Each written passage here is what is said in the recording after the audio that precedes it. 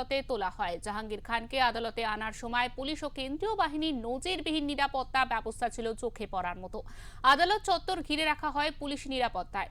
অভিযোগের তালিকায় রয়েছে সাধারণ মানুষকে ভয় দেখিয়ে বাড়ি লুটপাট, মারধর, সন্ত্রাস সৃষ্টি, এমনকি খুনের মামলাও। এছাড়াও ভোট পরবর্তী হিংসার অভিযোগে 2021 সালের একাধিক মামলাতেও তার নাম জড়িয়ে আছে বলে দাবি তদন্তকারী সংস্থার। পুলিশ সূত্রে খবর, পুরনো একাধিক মামলার তদন্তে গুরুত্বপূর্ণ তথ্য পেতেই জাহাঙ্গীর খানকে জিজ্ঞাসাবাদের প্রয়োজন রয়েছে, তাই দীর্ঘ জেল হেফাজত। তবে পুষ্পার জেল যাত্রাকে কেন্দ্র করে বিজেপি সমর্থক এবং সাধারণ মানুষের মধ্যে দেখা যায় উচ্ছ্বাসের পরিবেশ। আদালত চত্বরে শুরু হয় মিষ্টিমুখ, যা ঘিরে নতুন করে রাজনৈতিক বিতর্কের সূচনা হয়েছে।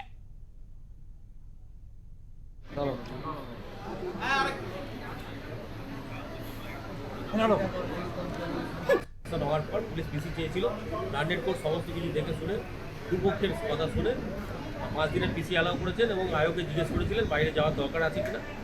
আয়োগ এই মুহূর্তে কিছু বলতে পারেননি এবং বলেছেন যদি বাইরে যাওয়ার দরকার থাকে আরও পরবর্তীকালে পিটিশন করতে তিনি অ্যালাউ দেখবেন। কী কী ধারা ছিল?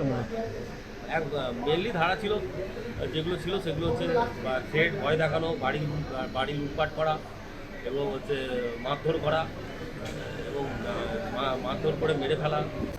ও ভেবেছিল ও বড় ত্রাস, কিন্তু ও বুঝতে পারেনি যে ওর অপোজিট প্রার্থীকে স্বচ্ছ ভাবমূর্তিওয়ালা আইনজীবী দেবাংশু পান্ডা ওকে শুইয়ে ফেলে দিয়েছে। এরকম একদম শুইয়ে দেবে।